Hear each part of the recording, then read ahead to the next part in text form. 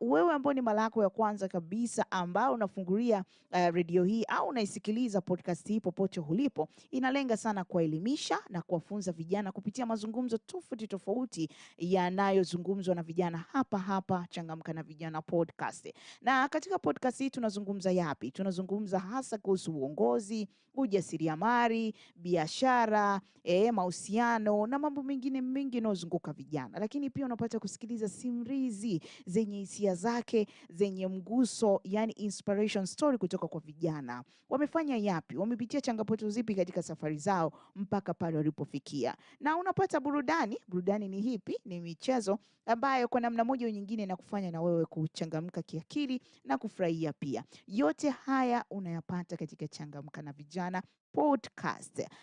Siku ya leo ninayo furaha tena, na siku zote huwa nakwambia nikiwa katika podcast hii nikiwa na wageni. I'm so excited, na mimi kwangu ninaona ni baraka tele katika podcast hii. Leo tena katika podcast hii Changamka na Vijana nimepata kutembelewa na wageni amazing sana, ni super ones ambao wako vizuri kabisa, lakini pia ni wanafunzi katika chuo kikuu kinachopatikana nchini Uganda Varsity. Na nini leo tunakwenda kuzungumza hasa nikiwa na hawa wageni katika podcast hii? Leo tutakwenda kuzungumzia hasa eneo la mahusiano. Maana watu wengi sana wamekuwa nyambia, Jilin unazungumzia mahusiano, na mimi nikaona ni vyema zaidi kulijadili hili nikiwa na watu ambao kidogo ni wazoefu katika maeneo fulani, wanaweza kutusaidia au kukusaidia wewe kijana unataka ufafanuzi, marekebisho, ujue unafanya nini katika eneo hili la mahusiano. Kwa tunazungumzia hasa je, kuzidiana umri kuna nafasi gani katika mahusiano?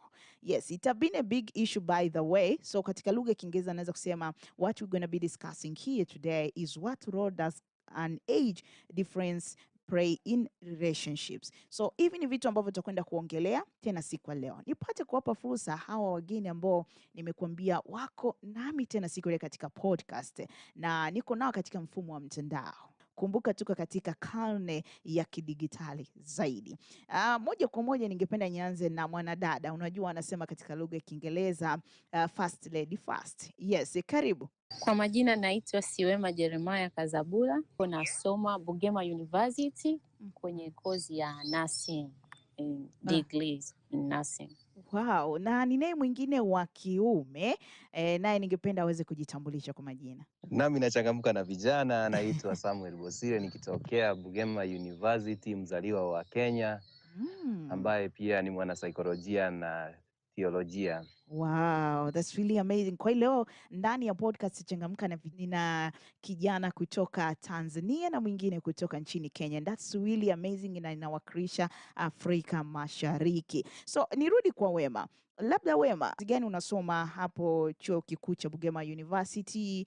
Ninachukua degree in nursing, niko mwaka wa 4, nitamaliza mwakani. Wow, nikutakia kila la heri umalize kwa ushindi. Nami nafanya theolojia pamoja na saikolojia. Okay.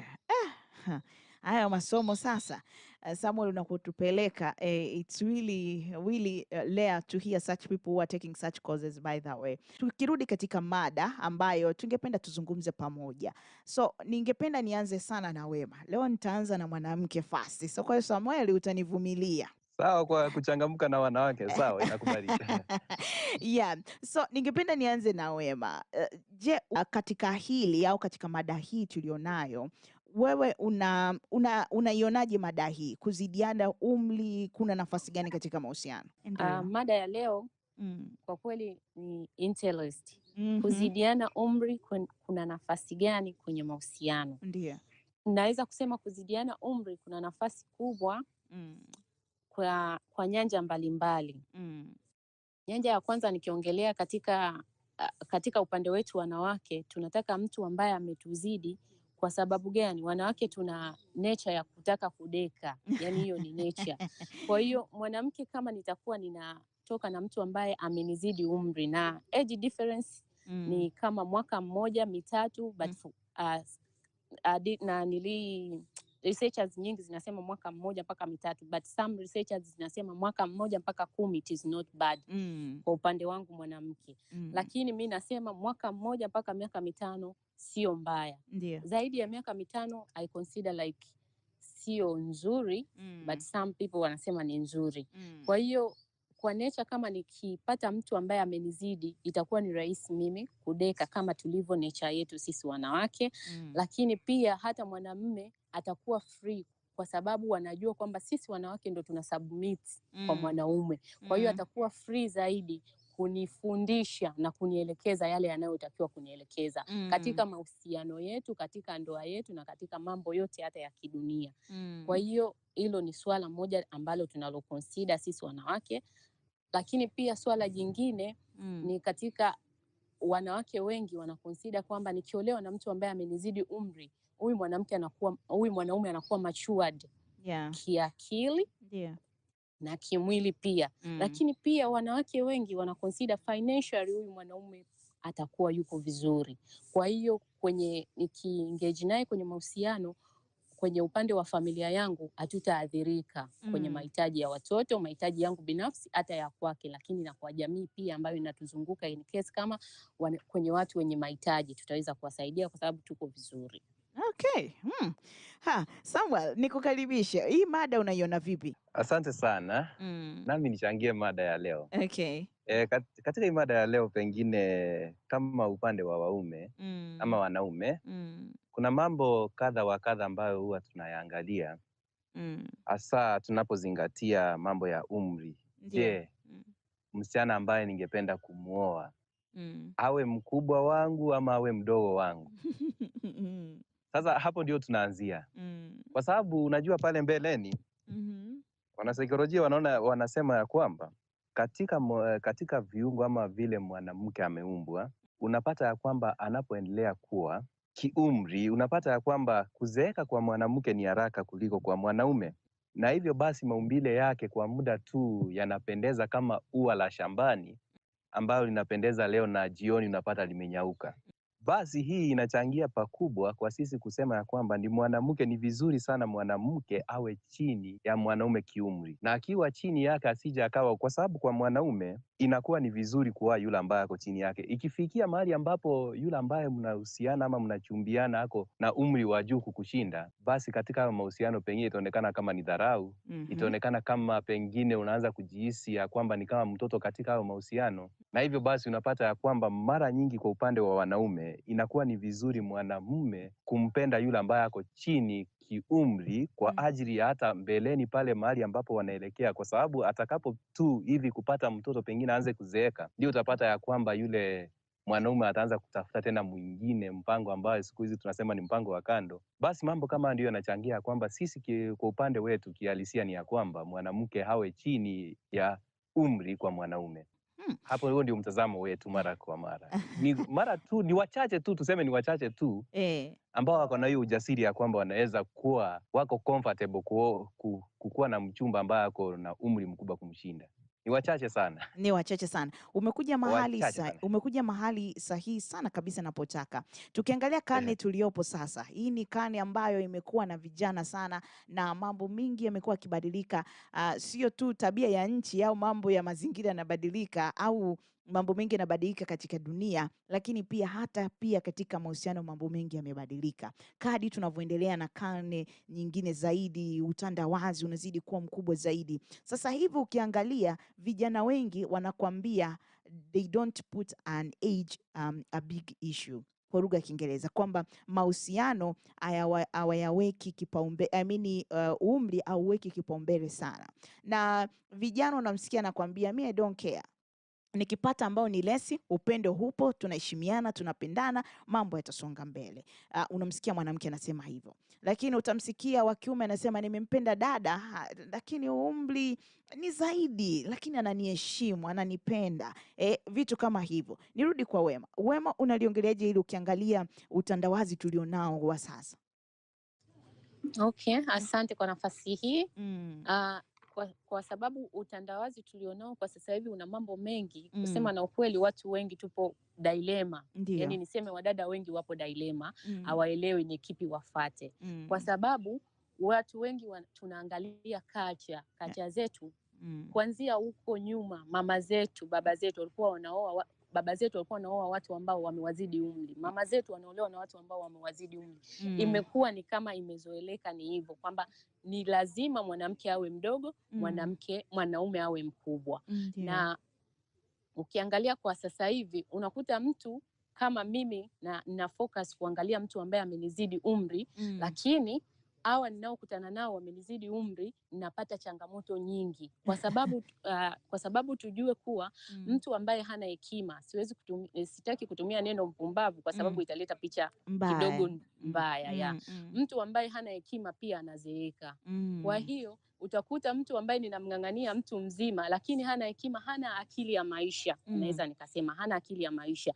Lakini nimekutana na mtu ambaye nimemzidi umri, kama vile nilivyokuambia kwamba mimi nina consider mwaka mmoja mpaka 5 in all sides, kwa mwanaume na kwa mwanamke. Kwa hiyo kama amenizidi miaka 3 lakini ninaona ana akili ya maisha, I'm ready to go with that person. Kwa sababu tunaangalia vitu vitatu. Maturity ya mind, maturity ya body na maturity ya spirituality.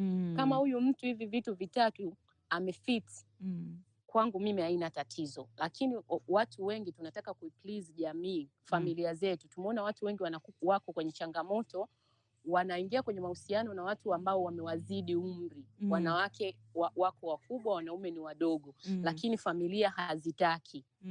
Hata ikija kwenye mfumo wa kwamba anataka kwenda kumtambulisha, familia haitaki na haitaki kumsaidia kwa chochote.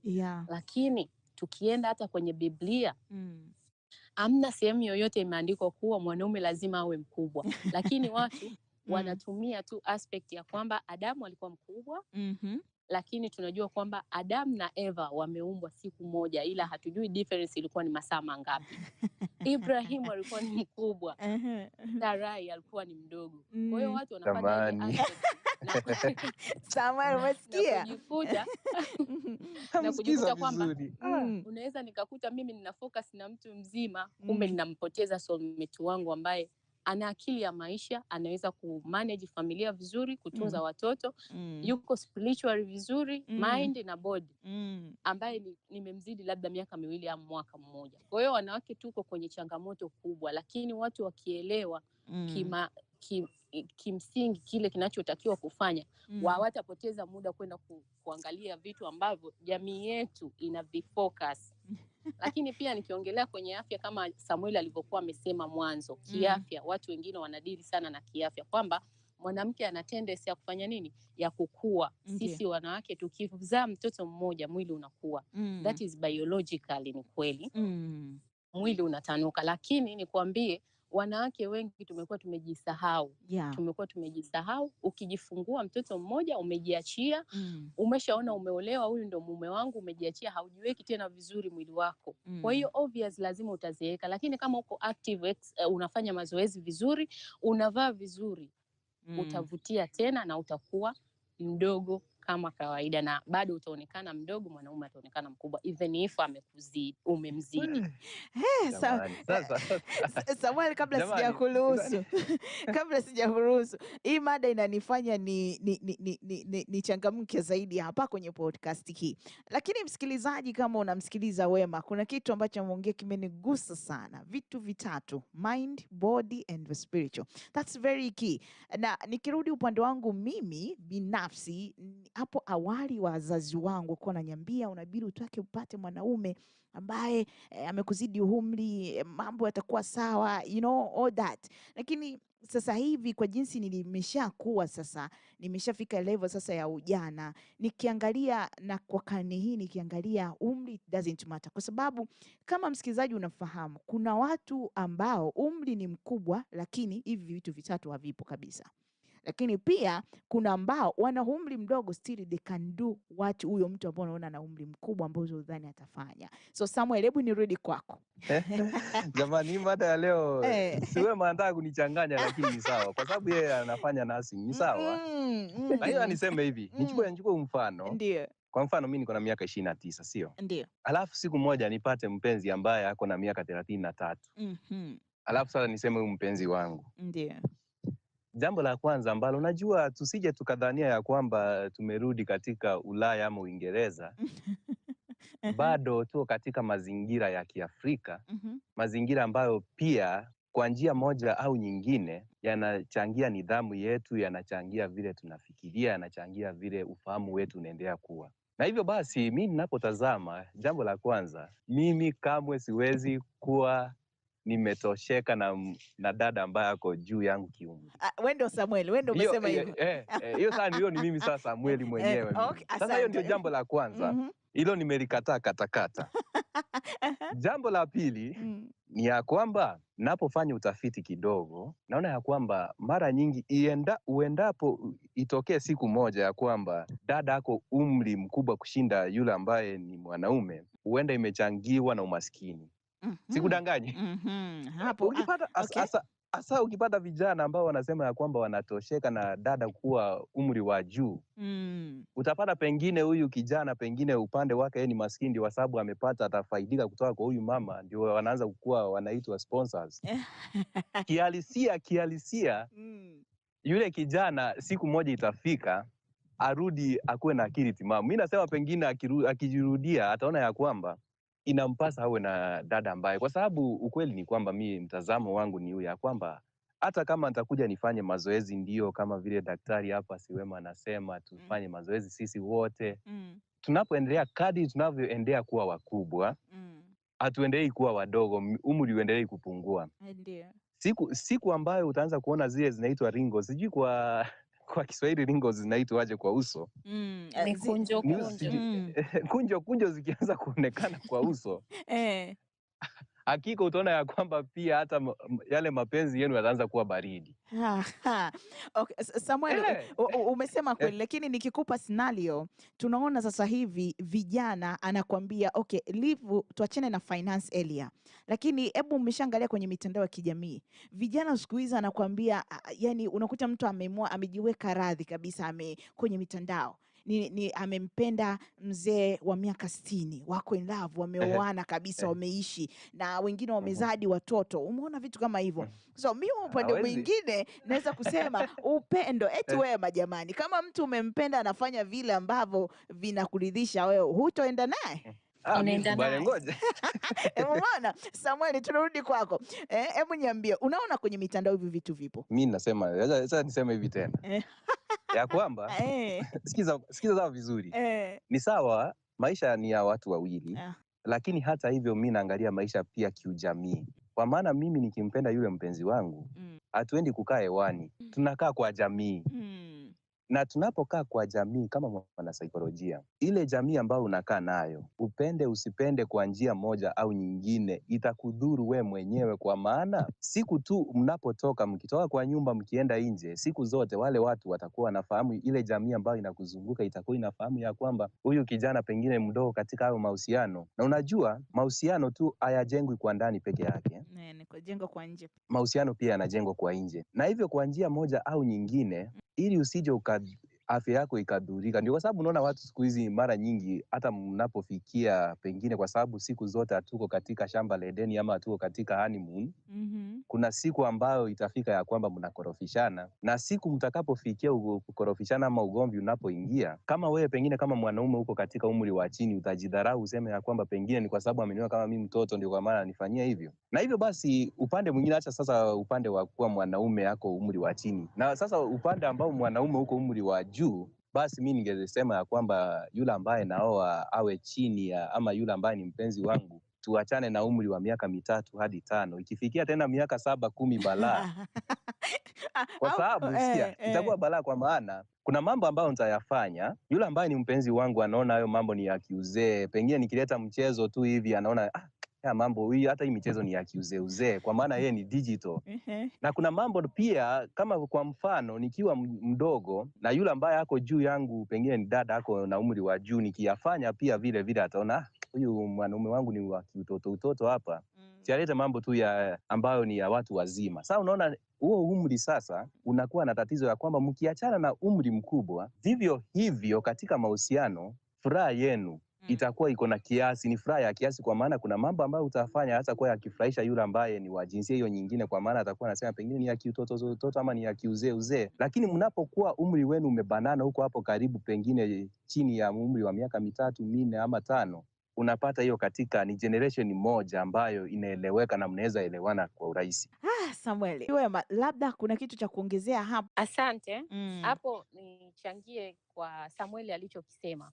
Ni kweli alichokisema kwamba tukioana hatuendi kuishi peke yetu, lakini nataka nimwambie tu kitu kimoja. Ndoa ni baina ya watu wawili, mimi na mume wangu. Hata mzazi wangu hana nafasi kwenye ndoa yangu, jamii inayonizunguka haina nafasi. Tukija kwenye mambo ya ndoa yetu, ni mimi na mume wangu. Kwa hiyo kama nitaolewa na mtu ambaye ninataka ni please jamii, nitaishia kuumia, kwa sababu hata maoni yao watakayokuwa wananisema kwamba huyu ameolewa na mwanaume mdogo, yeye ndo kamuoa badala ya kuolewa, itakuwa inaniumiza, kwa sababu itaonyesha kwamba sija commit myself kwenye ile relationship ama kwenye ile ndoa, ila ninataka kuwa please watu. Kwa hiyo obvious nitawasikiliza watu maoni yao, nitajikuta namuacha mtu ambaye ndo nimetakiwa kuingia naye kwenye ndoa, kwa sababu nawasikiliza watu wengine. Oh, okay, yeah. Okay. Siwema, nimekupata vizuri. Nadhani na Samuel amekusikiliza vizuri kabisa. So mbona tukubaliane na Siwema, kwa maana sikia basi. Ukisema ndoa ni ya watu wawili, sikatai. Kwa kiasi fulani, pengine nikiweke tu kiasi kama cha 75 juu ya 100 ya kwamba ndoa ni ya watu wawili. Lakini hata hivyo utapata ya kwamba lazima utakuwa unahusisha jamii yako, kwa sababu sasa siku ya leo siwezi pata msichana hapa katika chuo cha Bugema na niseme ndoa ni yangu na nisiulize wazazi, nisije nikajulisha kaka zangu. Sasa unaona, kwa njia moja au nyingine hawa pia wanakuwa wazuri kwa mawaidha, wanakusaidia kukua. Ndio kwa sababu hata si kama siku ya leo tuko hapa pamoja na wewe, kama ndoa ingekuwa ni yetu pengine na Siwema hapa, basi hata wewe siku ya leo ungekuwa unatuuliza maswali kama haya. Basi mimi naamini ya kwamba vile anasema ni sawa, lakini tusije tukaacha nyuma aspect ya jamii. Muhimu sana. Sisi tuko Afrika, sisi hatuna ile ubinafsi wa watu wa Uingereza, kwa sababu kule wanasema maisha ni ya mtu mmoja, ndio kwa maana kule hata uwezi ukakaribishwa kikombe la maji. Okay, ukiangalia karne ya sasa hivi, vijana wa kike wanasema bora kudate au kuwa kimahusiano ya kimapenzi na mtu ambaye amemzidi umri, ambaye kidogo anaelewa nini anachokitaka. Huyu mtu atanidirect vizuri, nitakuwa vizuri katika mahusiano. Kwa mwanamke ni sawa. Lakini tukirudi kwa mwanaume, kidogo tamaduni za Kiafrika inakuwa ni ngumu. It's very difficult kumuona kijana yuko kimahusiano na mwanamke labda miaka 40-50. Kijana ambaye amekuta miaka 25.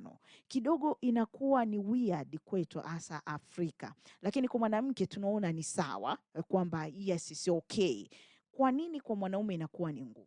Asante. Yeah. Asante, nimekupata vizuri. Kwanza niseme hapo sasa, naona tumekubaliana nawe. Yeah. Sijui kama tumekubaliana Siwema, lakini tumekubaliana. Lakini changamoto iko ni kwa wanaume. Sisi tunataka kujua wanaume kwa nini, kwa sababu kwa mwanamke is a little bit normal. Lakini kwa mwanaume hata tukiwaona wameingia kwenye mahusiano, sasa hivi unamkuta wanaitwa sugar mommy. Anatembea naye, there is a way unaona is kind weird. Kwa nini mwanaume anafanya vile? Sasa basi sikia. Jambo la kwanza, upande wa kina dada, wao inakuwa, hata nimepata wengi marafiki zangu hapa hata wakanichanganya kidogo. Wakiwa na ya kwamba nikiwauliza pengine mngependelea mwanaume wa jinsi gani, napata ya kwamba wanaelezea tu hayo maelezo ambayo umesema yako sahihi, ya kwamba pengine siku ya leo tumefikia mahali ambapo watu wanasema ya kwamba ni vizuri tu nipate mtu ambaye pengine ameenda vizuri kiumri, hata miaka 10, 15, hata siku hizi naona wanakubali. Wakisema ya kwamba huyu pengine hana michezo ile ya ujana, anaruka nikiruka njia ama kiguna njia huku na kule.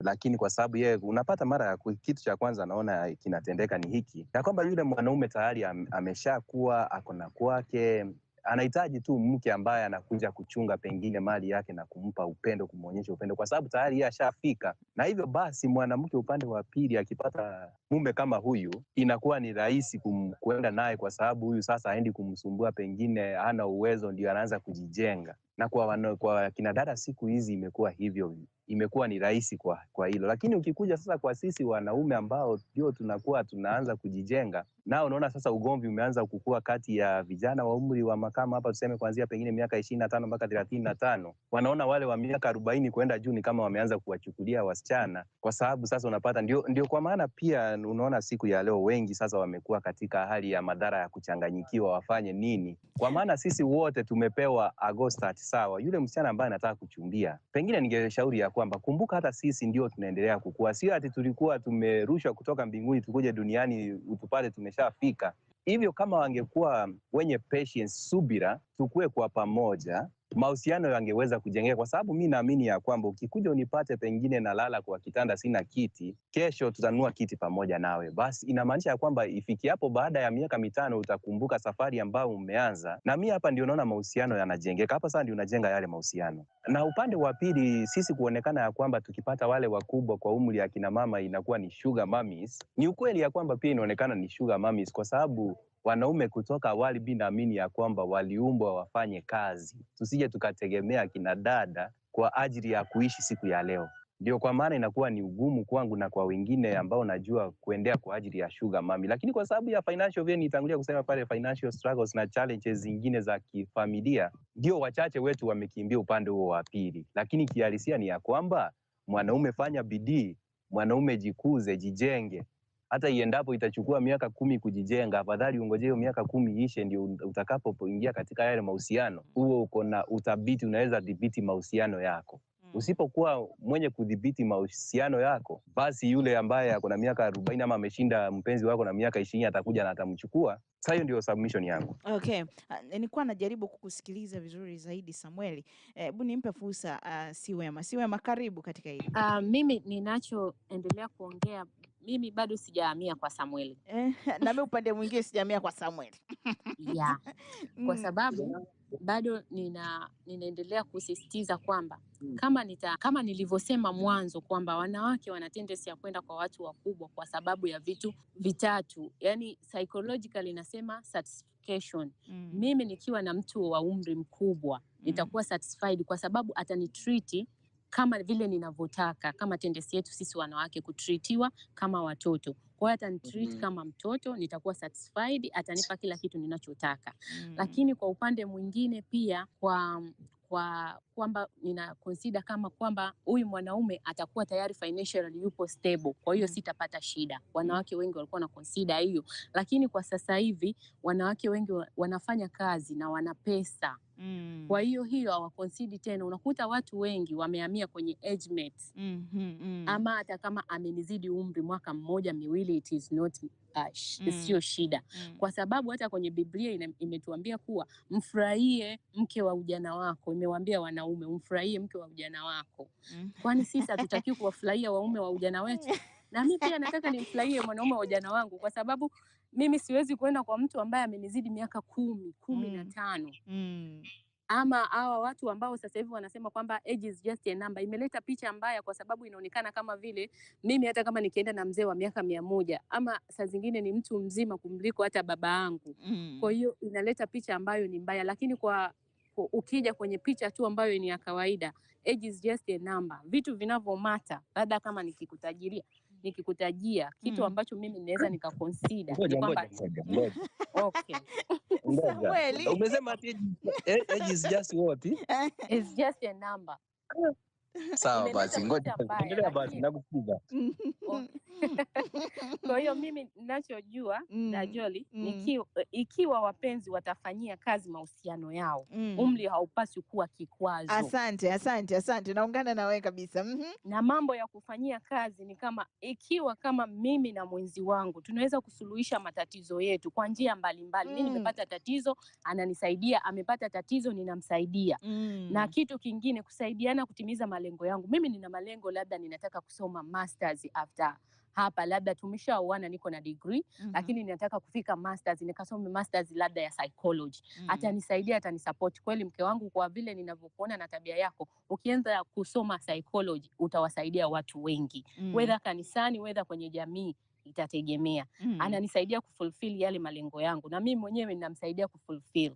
Kitu kingine, kufanyia juhudi uhusiano wetu kwenye commitment, trust na intimacy.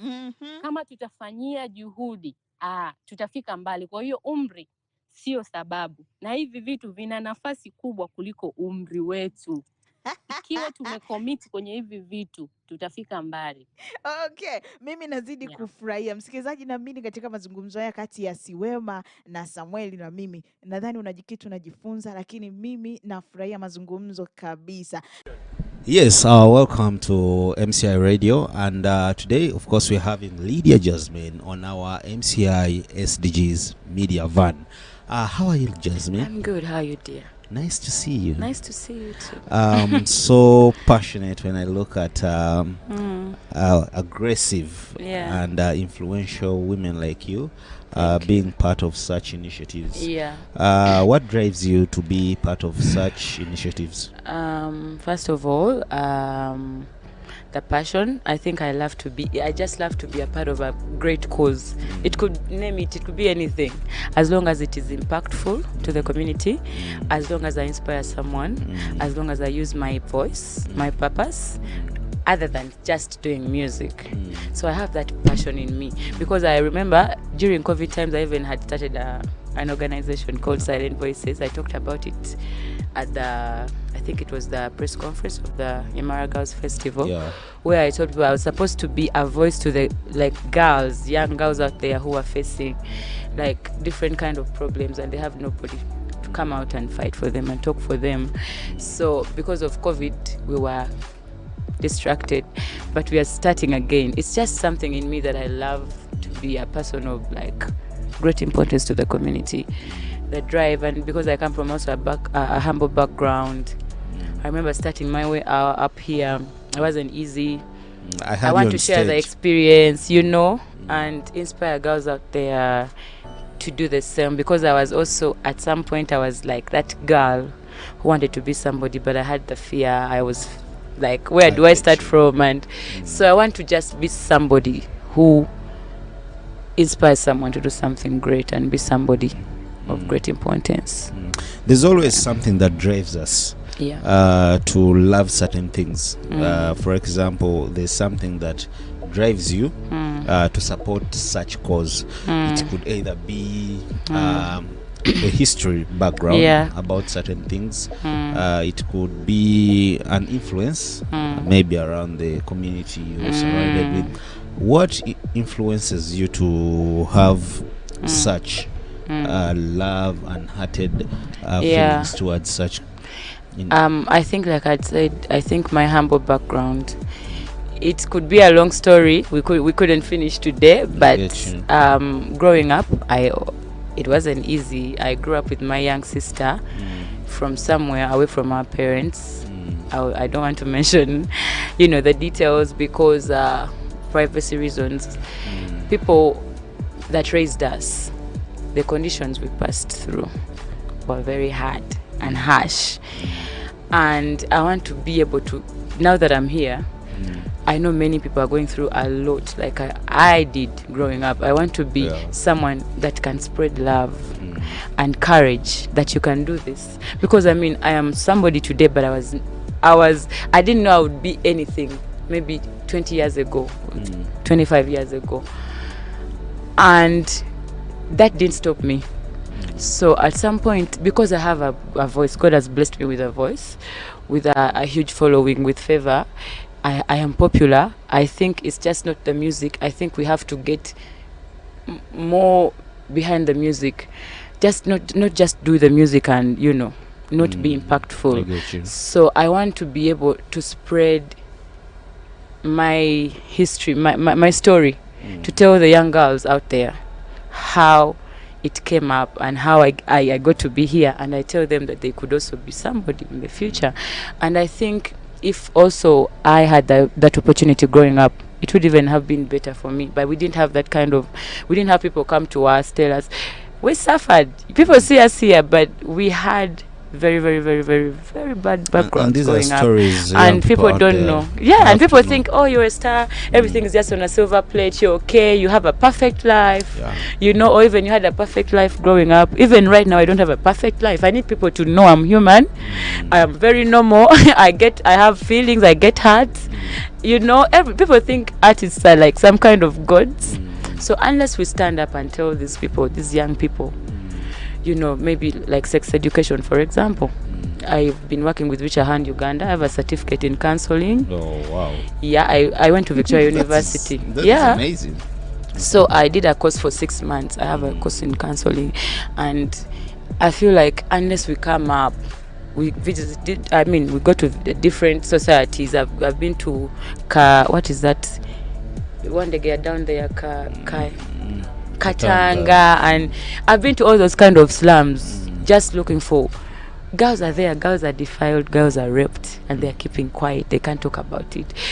Early pregnancies and violent marriages and stuff like that. So for me, these are some of the things I feel like I should do with my voice besides the music, and leave an impact and leave and change a life, even just one.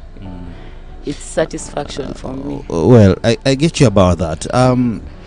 As a solution-based media, because we are always focusing on solutions than problems towards the music industry and the situation around. Well, I know as it is per now, society is driving media.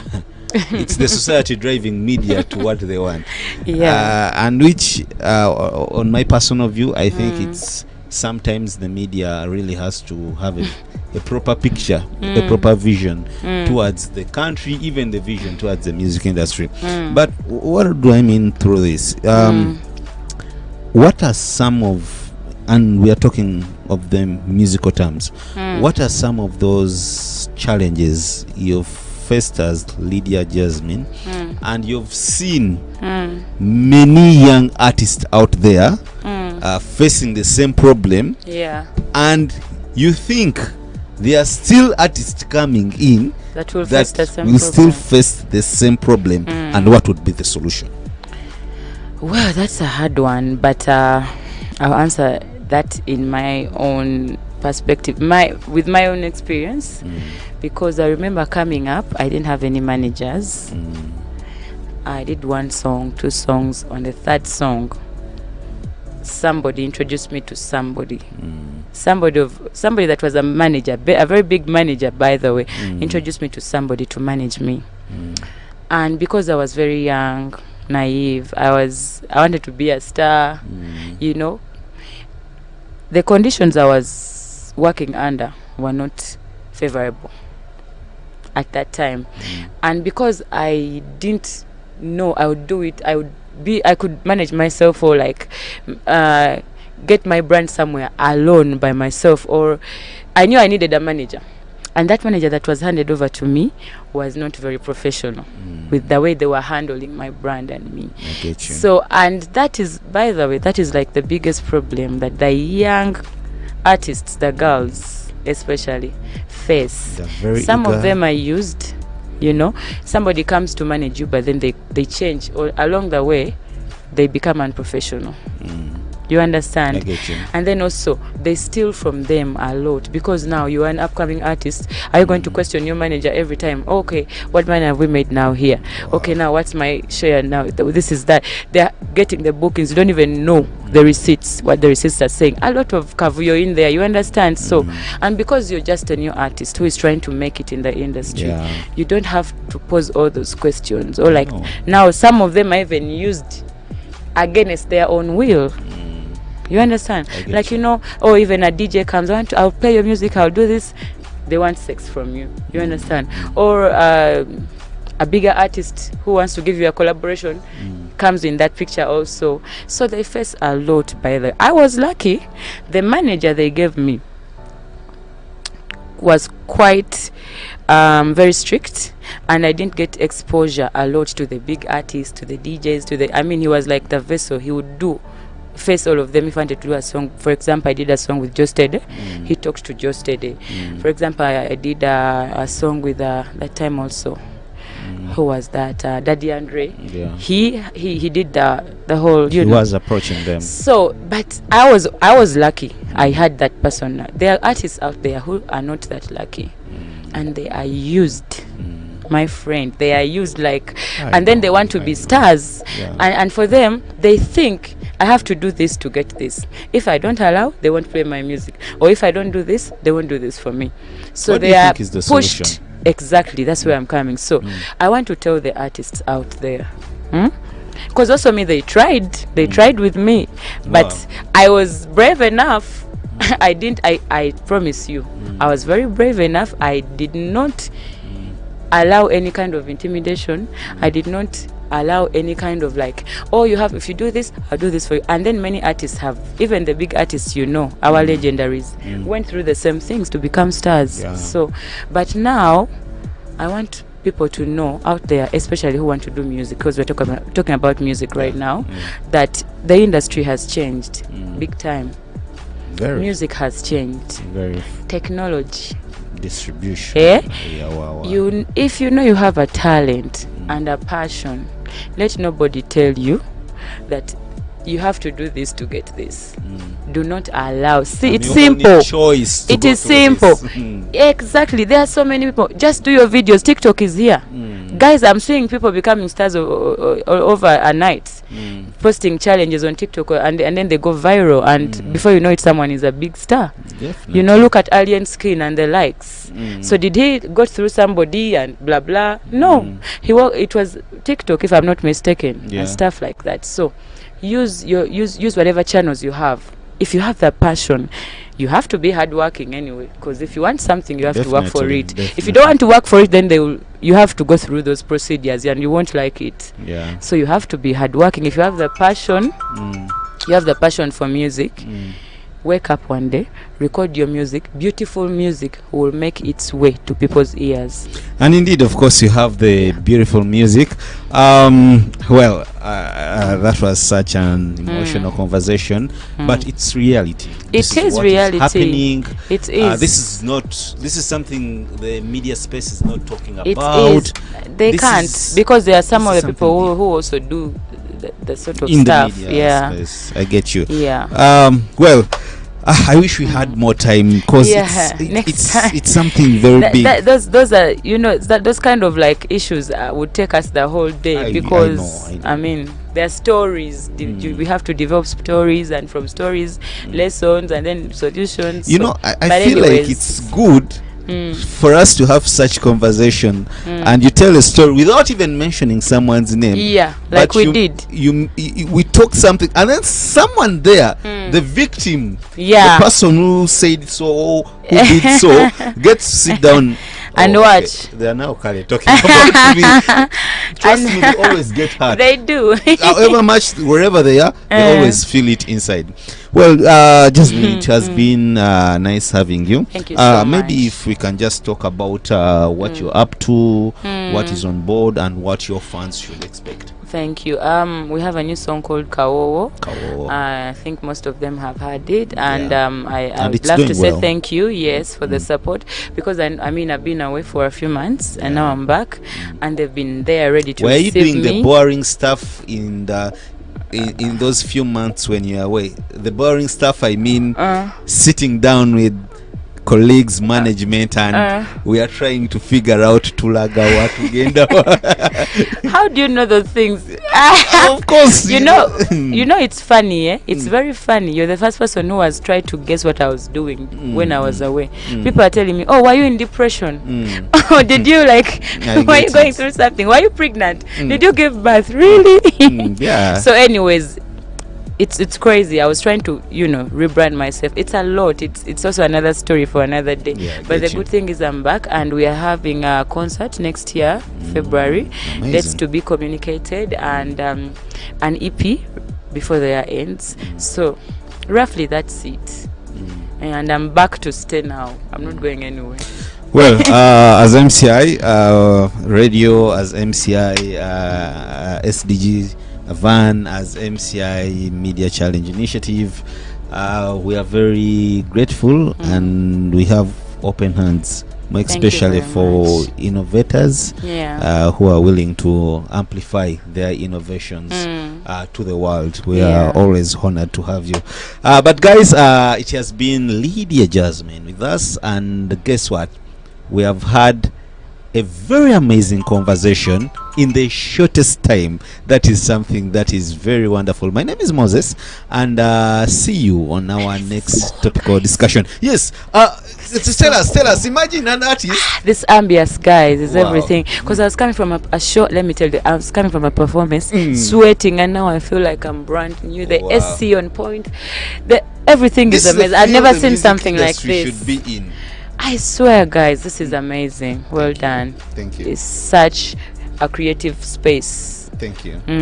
I love it. Yeah. Well, it's the MCI SDG van. You can always get in touch with us by following us on our different.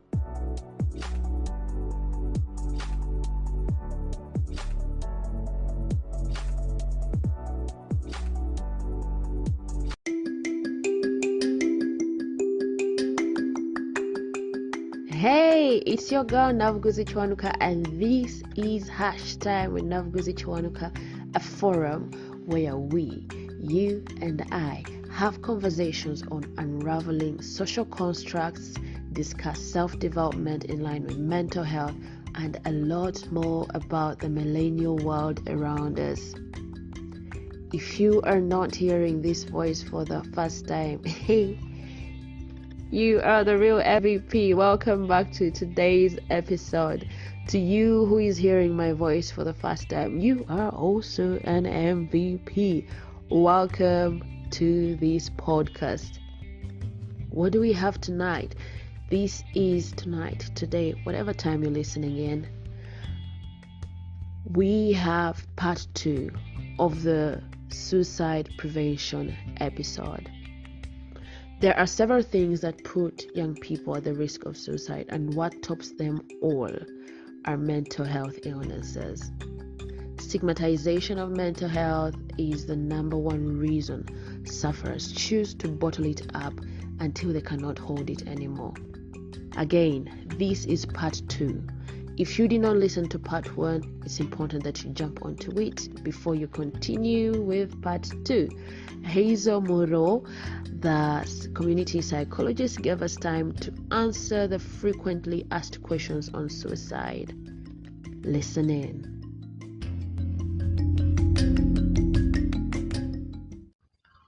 Alcohol abuse or drug abuse, does it increase the risk of dying by suicide? Okay, so the link between alcohol, drug abuse and misuse is there with suicide prevention. So like how we had not suicide prevention, death by suicide. Yes. I think I'm just excited to get to that part. Event. Yeah. So the thing is, like how I've mentioned about how the warning signs and some of the things that let us know that someone may be struggling with suicidal thoughts. We did talk about how stressful life situations or like traumatic events or sudden stressful situations and events can be warning signs that someone may be contemplating death by suicide. Yeah. So I think that applies here with drug and alcohol abuse and misuse, because like I said, we're not mentally aware enough or at all, so people don't know the correct and the healthy coping skills and mechanisms to apply. And again, I know I keep saying this and I know people are not going to be happy. Please, you leave UG Coco alone, but dear, I'm not saying don't drink it, but like go slow. Uganda has a serious alcohol problem. We're using it as a coping mechanism and skill, and we're using it as a clutch and as an excuse. The working class, they're tired, spend the whole day in office, you're overwhelmed, then you have to run away from office because your boss will add you more work. So you run away, you bump into jam, You say, I cannot sit in jam. I've been tired the whole day. You branch. Let me branch off to this bar. Nomad. What's the other one? Gardens or where? Yeah. You start. So because we're using this unhealthy coping mechanism in order to deal with these, there is a link. Yeah. Because you get to a point where now you are struggling with addiction. And then sometimes people it may be classified as death by suicide, but it was like an accidental alcohol poisoning or accidental drug overdose. Because we can't really There's know. such thing as alcohol poisoning, like poisoning. Yeah, I know that Ugandans, you people have you have defied science with your UG cocorism. I know you have defied science, but there is alcohol poisoning. Yes, but I know you people don't like me, but I will continue to tell you, go slow on the cocoa. Yeah, chill a bit. No one has said don't drink it. Yes. But pace yourself. Mpola. Enjoy one now and then and go home. Not every night the party. Yeah. Me, I'm one of those people who is very happy the fact that they closed bars. You people are becoming too much. I want you people to live long and healthy lives. You are becoming too stubborn for me. Every night there's a party. You've talked about the stressful work environments, and it's shot me to how people keep looking forward to Friday. Exactly. So, and it becomes a habit that every Friday I'm supposed to drink, shake off the stress. Exactly. But you're not actually shaking off this stress. And the thing is, shaking off the stress, going out, adventuring, traveling, partying, they can be a healthy coping mechanism if done in moderation and if done well for the right reason, not as an escape. Once in a while, we do need to get let loose, go and dance, go and have fun, go out with the girls, catch up, with the boys. But then I think we've taken it like a step overboard. Like people, they're well on their way to addiction. Yeah. So I gave an example of the corporate, but every Ugandan I think is struggling, or every Ugandan knows someone who is struggling. Yeah. So that is the link that I have identified for us as Ugandans with regards to alcohol abuse and suicide. People who are already struggling with their mental health. They're using this unhealthy coping tool. Makes them more susceptible to death by suicide, because you're not dealing with the problem, you're avoiding it, you're suppressing it, you're using UG Coco to distract, but the problem is still there. Please, Uganda Waraji, I'm not bashing your business. I just want people to be happy and healthy. I think you need to tap another brand. Okay, it's the one that I know people love so much, but all the UG, pineapple, nail special. I love myself some nail, but go slow. Once in a while, just reward yourself with a bottle or two. And media is also encouraging this, because there's a time when I was in my uncle's car, we were headed to work. He plays all kinds of music from Kadongo Kamo to Pepe Busi to, and I'm like, old man, what is it? So there's a song, I think it was by Harriet Chisachi, and then as someone who is very critical or so much attentive to details, there's a song that was playing and the lady said something like, was it a lady or a man? I don't remember, but I think it was Harriet Chisachi. Did she pass on? She must have passed on. And she was like, we all have problems, but most of us who have the problems come and hang out and drink off this stress. And I was always like, wait. And actually, I spoke out my mind. I was like, because I call him daddy, I was like, why do people do this? Alcohol does not take away anything, because you keep going back. And then when it goes off your brain, you're back in the same situation. Exactly. I was like, why are they singing this? I mean, we love music, and why are they putting it out? And I keep asking myself things like, does the UCC go into, it's going, but I'm sort of encouraging UCC to censor our products, but can we look at the things that we're supposed to put out to society? But I feel like art, music, all these things, film, They're just a reflection of what's happening in society. It's not that they are sending out the message. She's singing about what's already happening and what she knows people relate to, because society is already drinking themselves silly. So she's not like the one who started the trend. No, it's already there. So she's singing about what people relate, and in the ballads, when they hear it, they'll shout the most on that part of the lyric. Because it's already there. Because it's enabling them. They're like, it's enabling, it's justifying, and it's maybe glorifying, but it's not like she came up with this phenomenon and she sang about it and now people have started drinking. No, it's already in society. She's singing what she sees. Then there is also this idea of people who commit suicide just want to prove something, or not sorry, I used the wrong word. People who attempt suicide or die by suicide want to prove something, or they're just looking for sympathy, they're looking for attention, they are ungrateful, all those things. Does it, I feel like I shouldn't even be asking this, but this is something that has to be answered, so for people to get mentally aware. These people that die by suicide, are they looking for sympathy? Are they looking for attention? So they're not. Both from a professional and a personal level, they are not looking. However, I would like to also kind of, let's rationalize, let's think about this statement. Someone who is attempting suicide or attempted suicide is looking for sympathy or attention or whatever reason you've come up for. Don't you think that also is just a sign of a problem? Why are they using such a extreme, lethal method to get this attention? Don't you think that just also, if we are going with the argument that they are just attention seekers, don't you think this is a sign that there's a big problem?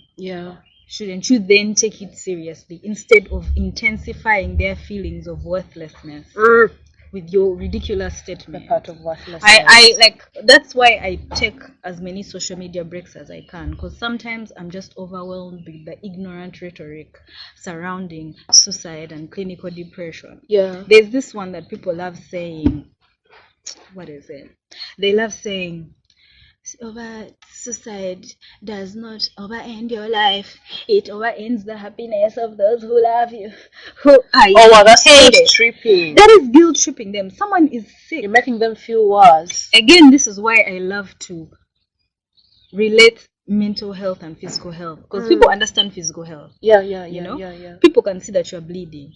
Can you imagine breaking your hand and then someone says, your broken hand is stressing me. Your broken hand is stressing me. Your broken hand is very difficult for you to serve me tea. Like, you understand? That's the thing. So we need to think about this. Like, our minds get sick. This person is not well.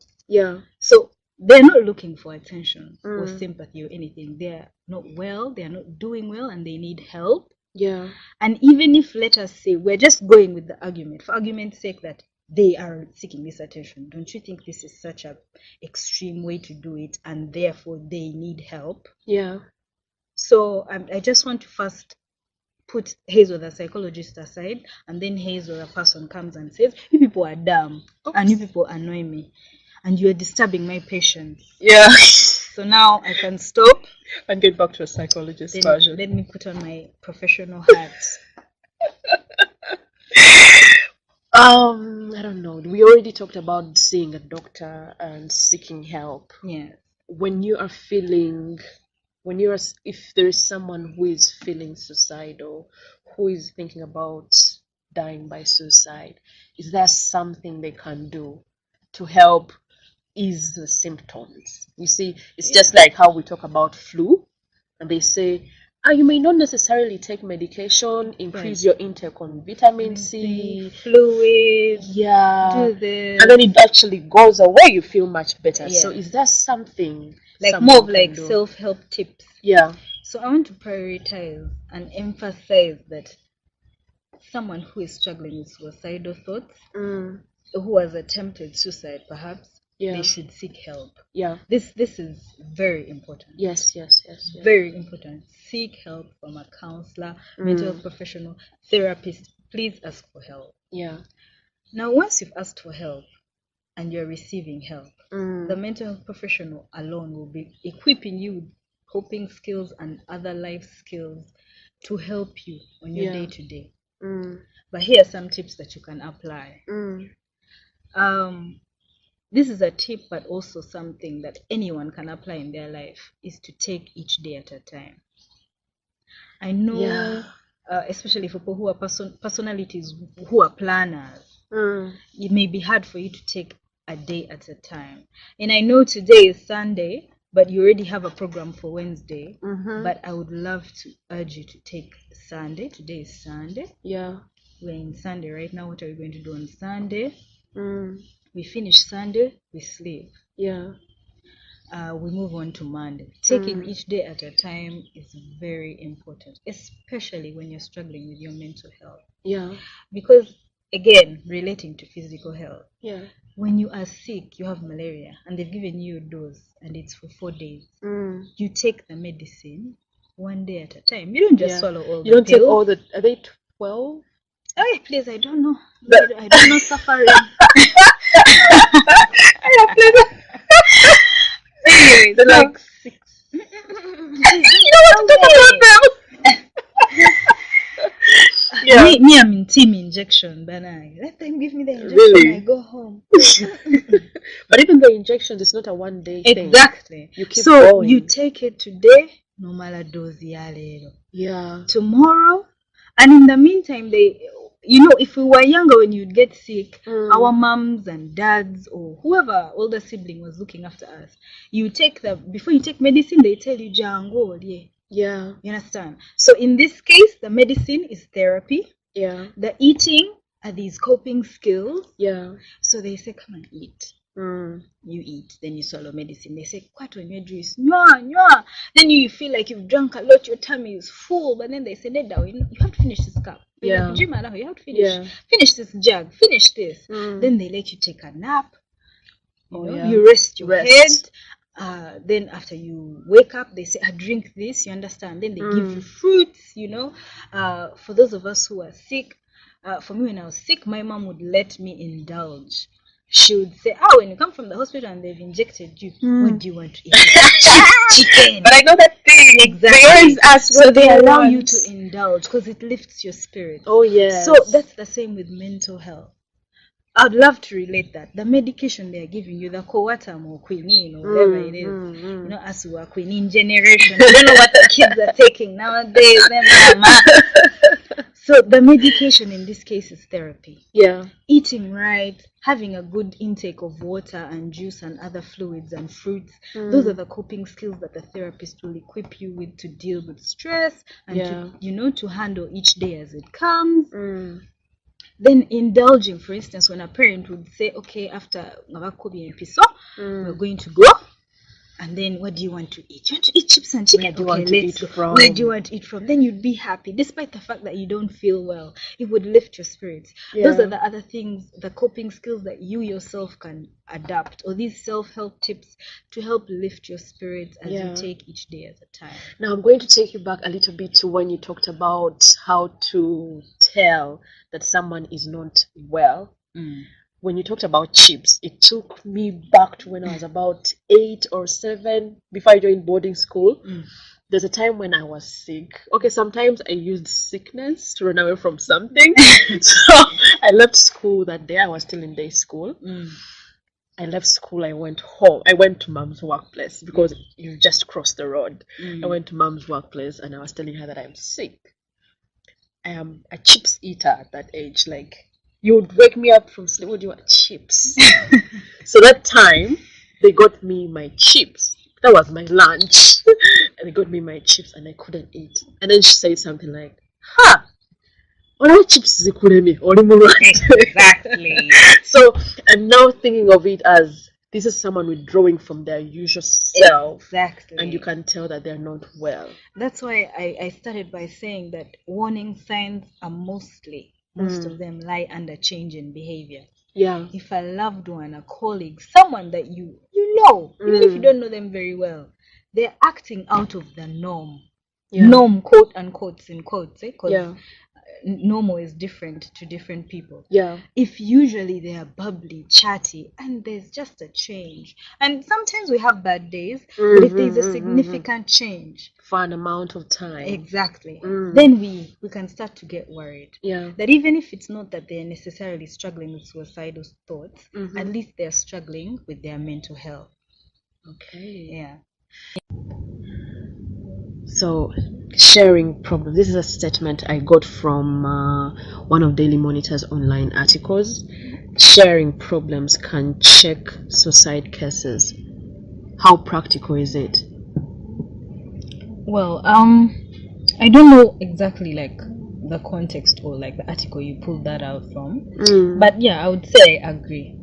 Sharing shared problems, I think that kind of goes under having a support system. Okay. Yeah, having a support system, having people who are there for you is very important, not just with regards to suicidal thoughts, but generally when you're struggling with your mental health. Yeah. Human beings are social beings. Yeah. We're not designed to just be by ourselves, isolated. We talk to no one. We visit no one. So it's very important to have a support system, because that's sharing the burden or sharing the problem. It's not just yours anymore. Yeah. You have someone else helping you carry the load.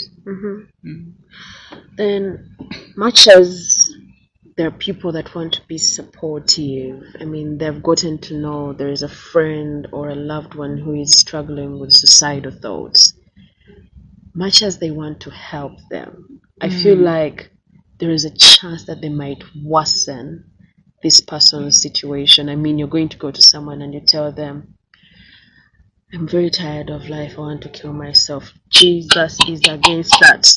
You know, they're going to come up, what is the right way someone can do it? What is the right way to support someone without having to condemn someone when you bring out Peter's chapter, what, Chronicles, all those things? What is the right way to have this kind of, to create a safe space for someone to really, you know, come to you or speak to them, Yes, and give them support? What is the right way to do it?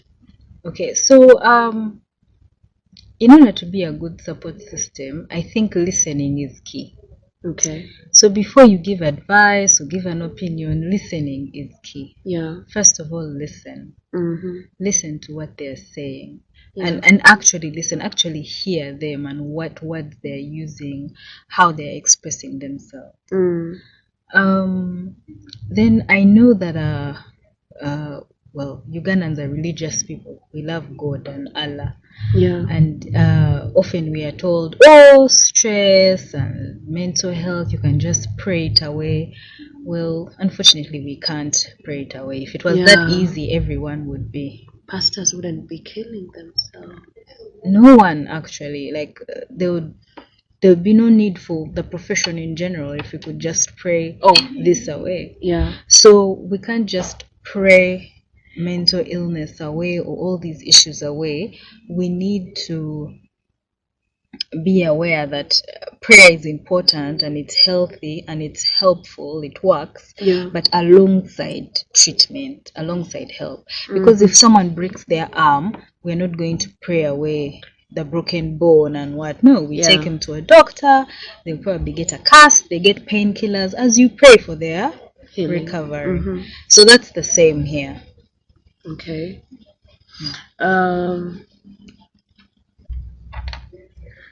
Does Uganda have any helpline or organization taking on emergency calls to help people in crisis?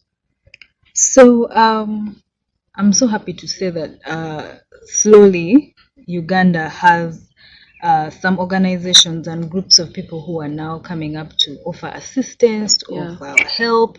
You know, they are creating awareness with regards to mental health and mental health issues. Mentally Aware Uganda, Mindful Conversations, one of them.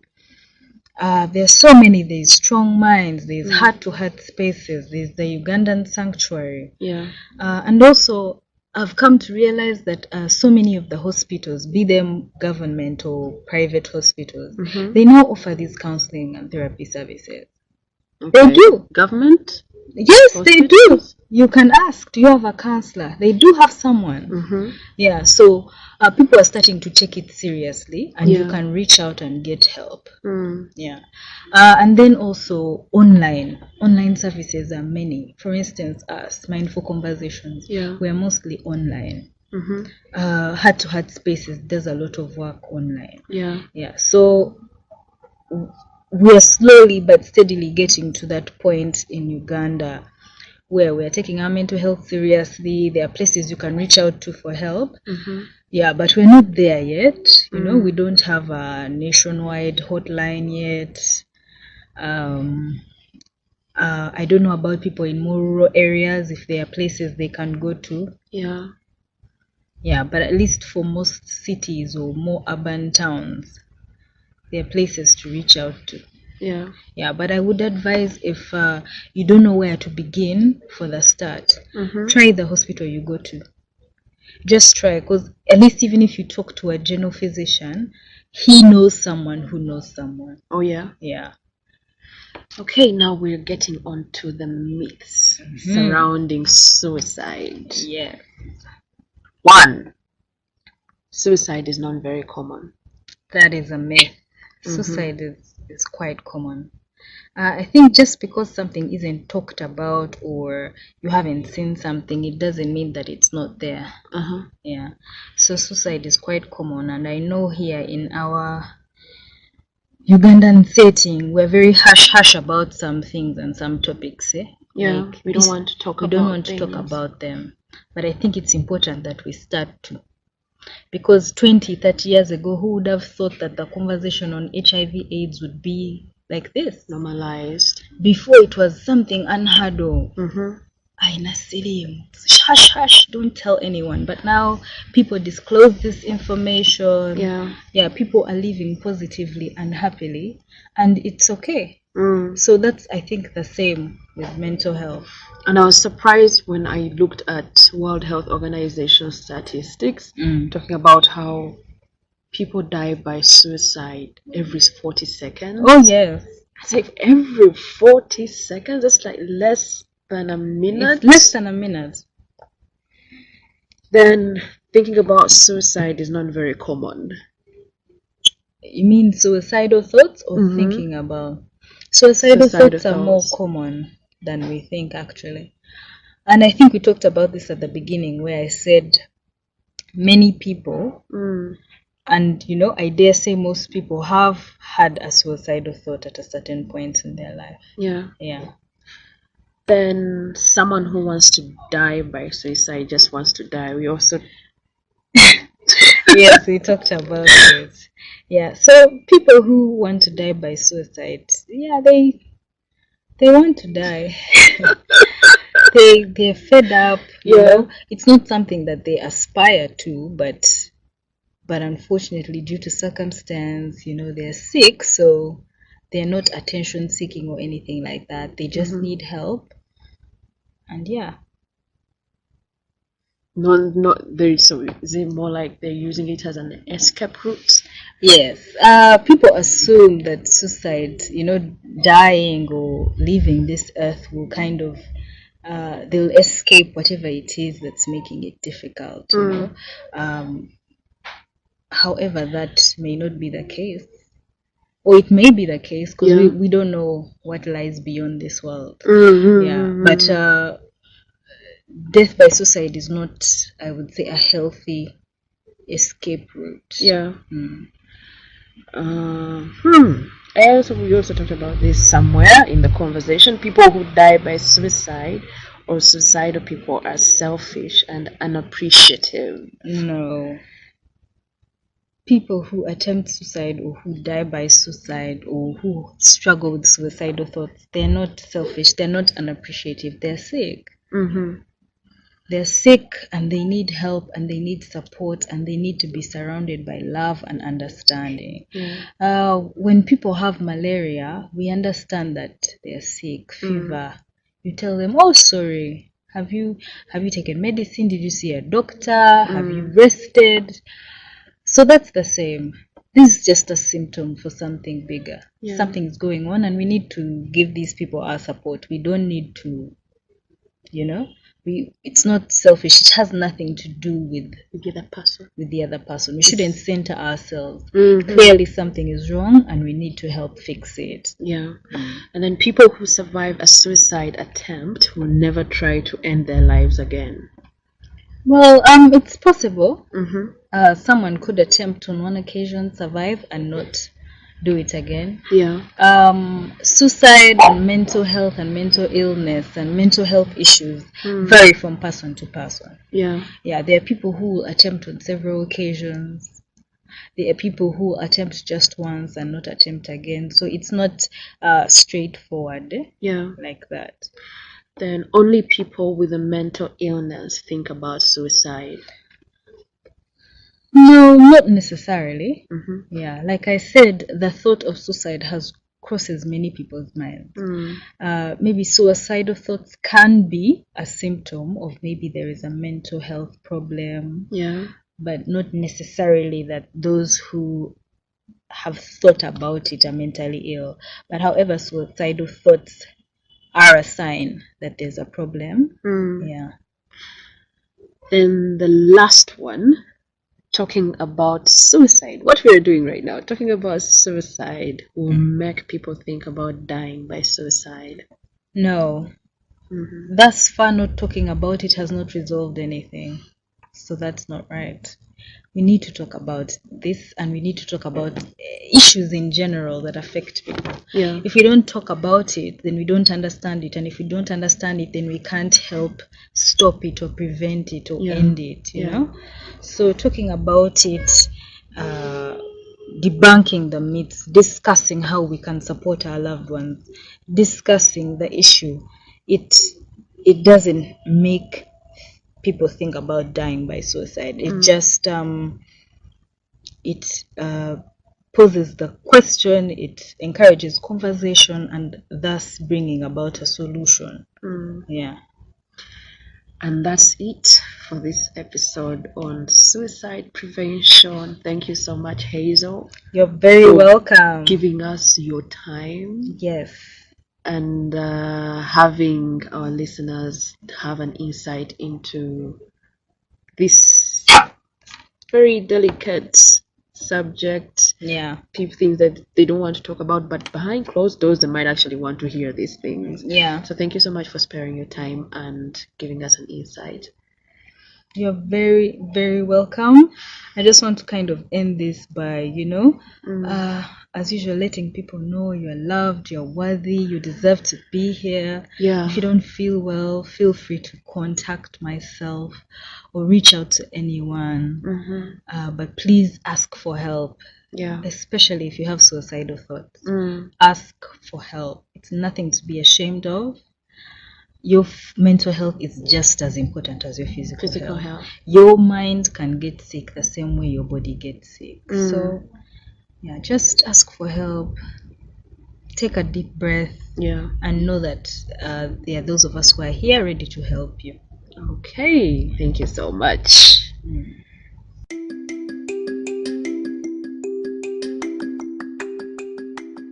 You have come to the end of part 2 of the suicide prevention episode. And to summarize it all, for us to cut down the numbers of people who die by suicide, or better yet, prevent suicide, we have to understand that mental health is as important as physical health.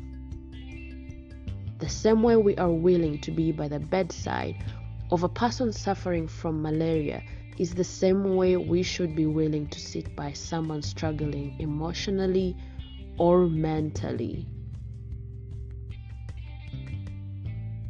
The other thing is that when we talk about suicide, the phrase committed suicide is stigma in itself. Suicide is not a crime that gets to be committed like one gets to commit robbery. Someone dies by suicide. They do not commit suicide. If you have found value in this conversation, I am begging you. I wish you could see me. I am on my knees. share this episode with whoever you think, not whoever you think, share this episode with everyone in your contact list.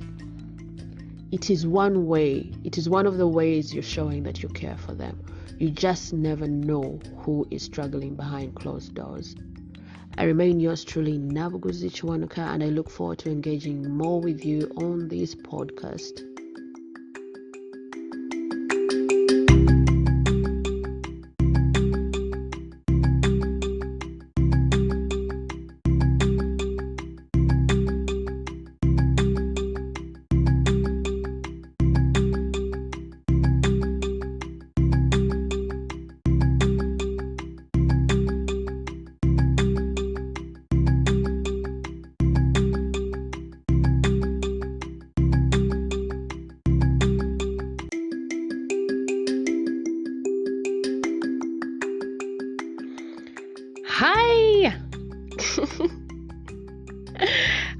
Hi.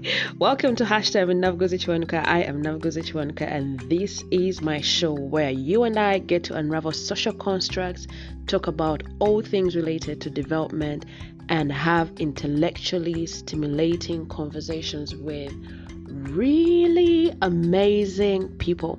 So in the previous episodes, we had reflections going on, me talking about my 27 lessons in the 27 years of my existence. Woo! Do I get to talk about the reviews that came through, the feedback that you guys sent in? It was overwhelming. I wish I could bring everything down here on this episode, but we are just going to jump into this new and fresher episode where we are going to unravel a particular social construct. So on this episode, that is 6, and the 2 other episodes that are going to come after this, that is episode, so this is going to be about episode 6, 7, and 8. We are going to have an amazing conversation with the strict and sassy elder cousin of mine, Jennifer Nyakwera Tumwesije. In our conversation, we unravel the single story on house helps, and while at it, she talks about how they have been her strong support system in the 17 years of her marriage. I am thankful for her for coming to the show and her humanity above all things. We recorded this conversation from her rooftop, so you will hear some wind blowing and dogs barking.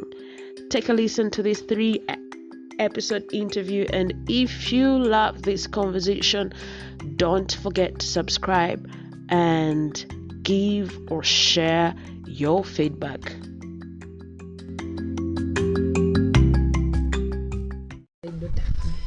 So Jen, introduce yourself. Who is Jenny? What do you do? First of all, thank you so much for considering me worthy of being part of your journey in this podcast. Yeah. My name is Jennifer Nyakwera Tumwesije. I am a mother of 4 boys, 18, 15, 10, and 7. It's been a wild journey being a mother, and I think it's the best thing that has ever happened to me. Oh, yeah. I'm married to Mr. Tumwesije David Lambert. We've been married for the last 17 years. Been together for over 20. Is it 17? 17, yeah. Mid-17 this year in Jan. Oh, yeah, it was 2003. Because I was now trying to calculate. Oh, yeah, right. Yes, yeah. So it's been 17 years of amazing life. 4 boys in all. I am 43 years old. I say my age. I know women are not supposed to say my age, but I guess I say my age because I think I have achieved more than I bargained for, more than I thought. So like for me, comes with confidence. Yeah. Like. So being 43 is like one of those things. Like, yes, you can come and I have stuff to tell you. I've lived life, and I've lived a life of an adventure, so to speak. You know, of everything. Yes, really. Professionally, I'm a change management specialist. Okay. I am certified change management person. I've worked on so many projects, both in government, URA for 16 years, and World Bank, Ministry of Local Government, and my last job was MTN Uganda. Yeah, we're working in adoption or change management. Yeah.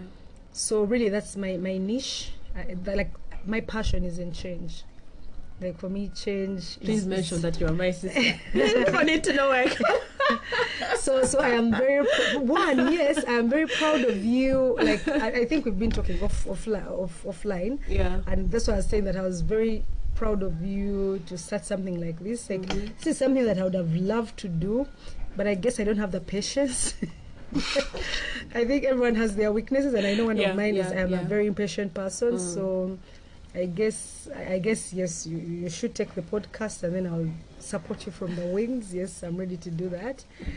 Then I think also with change comes with you get to see so many people. Having worked for over 20 years now, I think I've been through life. I've seen what life is all about.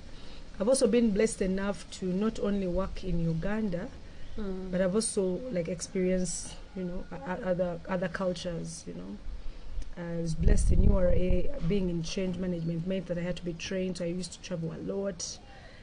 And why am I saying that is the people, my support system was so good that it allowed me to actually experience life to its fullest. Yeah. My career was so hyper, like at some point in my life, I literally lived they call it suitcase, out of my suitcase. So I literally just travel, come back to the airport, pick a suitcase, continue. Yeah. And then everyone kept saying, how do you do it? Like, yes, of course I was blessed to have my parents around, my mother around. My husband also, boys who have children, I have both boys and girls, I can assure you. My nieces come here and I'm like, they're having it easy. My sisters and brothers are having it so easy. Yeah.